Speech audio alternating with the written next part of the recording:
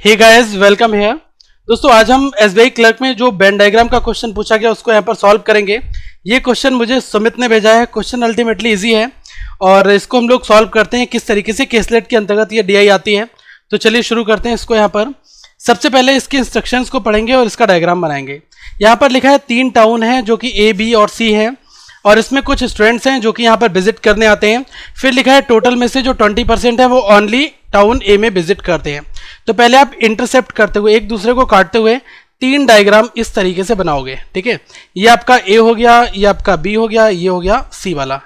अब इसमें एक चीज मैं आपको बता दूं कि ये टोटल जो है, अगर इसके अंदर जो स्टूडेंट्स होंगे वो कितने अपने आप में होंगे, ये 100% होंगे। ओके, तभी तो हम इसको बनाएंगे। इसमें लिखा है कि 20% स्टूडेंट्स जो है वो ओनली टाउन ए में आते हैं। देखो, ओनली वाला पोर्शन है वो आपका ये वाला होता है, जो इतना मैं अंडर कवर कर रहा हूं ना, ये पोर्शन जो है आपका किसका होगा, ओनली वाला होगा। और अगर आप इस वाले को पूरा मिला दोगे तो ये पूरा ए हो जाएगा। तो देखो लिखा है क्या, ओनली ए, और ओनली वाले में कितना है 20% जो है ये वैल्यू है। ठीक है, फिर लिखा है 3% ओनली सी, तो ये 3% में यहां पर आ गई। फिर लिखा है 70% जो है वो टाउन बी में आते हैं, तो बी में टोटल हो गया ना, ये ओनली वगैरह कुछ नहीं लगा है, तो बी कितना हो गया 70% यहां पर। ओके, फिर यहां पर लिखा है कि students who visited both B and C but not A. तो मतलब देखो बी और सी ये है, तो देखो बी और सी और लेकिन ए नहीं, तो मतलब ये जो ऑल वाला पोर्शन है ये वाला छोड़ दिया जाएगा, B and C but not A, इसमें यही वाली चीज आ जाएगी। और ये कितना नंबर है, ये है 84।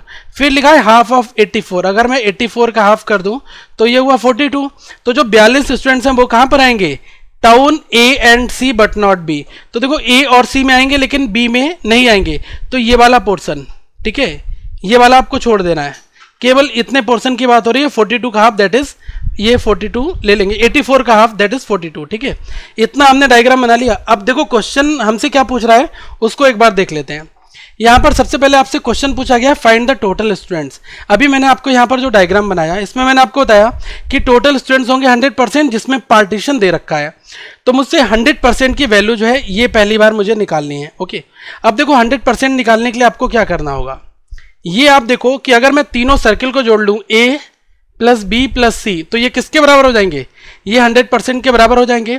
और अगर जब आप ए को पूरा काउंट करो तो आप ध्यान रखना, ओके, और जैसे बी को काउंट करो तो आपको पूरा बी ले लेना है। तो देखो पूरा बी मुझे 70% दिया हुआ है, तो अगर मैं पूरे बी की बात करूं, इतना बड़ा बी है, इतना बड़ा बी है।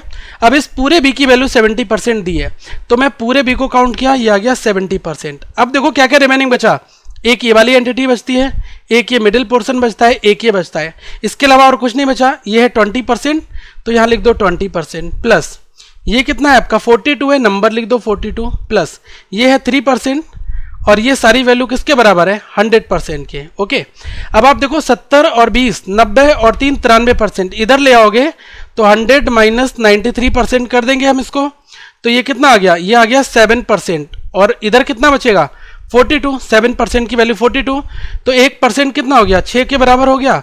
100% कितना हो गया, ये हो गया 600 के बराबर। तो अभी आपने देखा कि 100% हमने निकाल लिया, वो कितना आ गया, ये आपका आ गया टोटल स्टूडेंट। ठीक है, इतना आपको समझ में आ गया। तो अब हमें ये पता लग गया कि यहाँ पर अगर टोटल स्टूडेंट्स की मैं बात करूँ वो कितने हमारे हो गए, 600 हो गए, 100% जो हमने निकाला। ठीक है, अब क्वेश्चन नंबर 2 देख लो। फर्स्ट समझ में आ गया सबको, सेकंड देख लो, ये भी इजी यार, सेकेंड का क्वेश्चन है, ज्यादा नहीं है।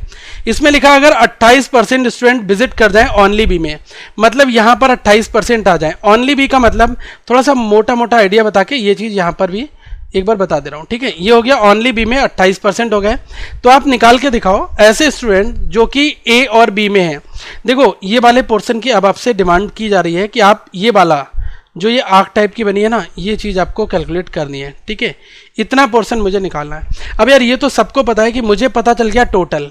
अगर मैं इस टोटल स्टूडेंट्स में से इसको इसको इसको और इसको और इसको लेस कर दूं, ठीक है, ये वाला पोर्शन, ये वाला पोर्शन और ये वाला ये वाला ये वाला, अगर मैं 600 में से लेस कर दूं तो क्या ये चीज़ आपको नहीं मिलेगी, बिल्कुल मिल जाएगी। तो सीधी सी बात है, आप क्या करोगे, 600 में से क्या क्या माइनस करोगे, पहले 20% प्लस ये आपका कितना है 42 प्लस ये कितना है 3% प्लस ये कितना है 84 प्लस ये कितना है 28%। इन सबको क्या करो माइनस कर दो। तो यार जो परसेंटेज है इनको वैल्यू में कन्वर्ट कर लो, बड़ा आसान है, कोई प्रॉब्लम नहीं आएगी। 600 माइनस, देखो 20% है, टोटल 600 है, तो 20% कितना हो गया, ये हो गया 120, तो यहाँ आ गया 120 प्लस 42 एज इट इज रहो, ये 3% है, इसको कर लो कन्वर्ट, 3% कितना हो गया, ये हो गया 18, 18 यहाँ पर जोड़ दो प्लस 84 ऐसे ही रखो, 28% निकाल दो, तो 6 इंटू 28 करोगे तो 6 इंटू 8 48 का 8 हुआ, 4 बचा, 6 दूनी 12 और 4 16, 168 आ गया। अब आप क्या करो 600 माइनस इन सबको जोड़ दो, देखो 42 और 18 ये कितना हो गया 60, 120 जोड़ दो कितना हो गया, ये हो गया 180, ठीक है, और ये वाला 84 प्लस 160 इनको जोड़ोगे तो कितना आएगा 432 आ जाएगा। 600 में से 432 को लेस कर दो कितना आ गया 168 आ गया। तो यही आपसे ए एंड बी पूछा गया था, लॉजिकल सी चीज है, अगर डायग्राम समझ में आ गया तो प्रॉब्लम नहीं आएगी। मैं पहले फिर से एक बार बॉक्स में कर दे रहा हूँ, ये वाली वैल्यू, इसके अंदर ये वाली वैल्यू, ये वाली वैल्यू और ये वाली वैल्यू जो अंदर थी और ये वाली वैल्यू, इन्हीं सारी वैल्यू को और प्लस इसको मिलाकर जो है ये आपका क्या चीज़ है, देखो ये वाला पोर्शन किसी के साथ शेयर नहीं हो रहा है, ये चीज़ का ध्यान रखना है आपको। तभी मैंने इन सब चीज़ों को अलग अलग काउंट करके प्लस इसको मिलाकर 600 के बराबर बनाया।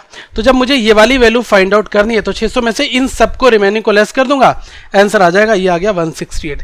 अब यार कितने भी क्वेश्चन निकाल लिए जाएं वो आप आसानी से सारे के सारे बना सकते हो, ज़्यादा प्रॉब्लम्स आपको एग्जाम में नहीं आएगी। ओके, तो चलो बस आज इतना ही, और यहाँ पर कुछ प्लेलिस्ट आपके लिए मैंने रखी है, उनको देख लो। और दोस्तों वीडियो पसंद आया हो तो यार इसको लाइक कर दो, बड़ा कंसेप्चुअल क्वेश्चन था लेकिन था बहुत इजी, एक्सट्रीम इजी लेवल था, समझने की देर थी। ओके, तो अगली वीडियो में फिर मिलते हैं, यहाँ पर कुछ प्लेलिस्ट है इनको देख लो। अगली शिफ्ट में अगर आपका एग्जाम है थोड़ी तैयारी अच्छी कर लो। All the best for your exams, thank you, have a good day.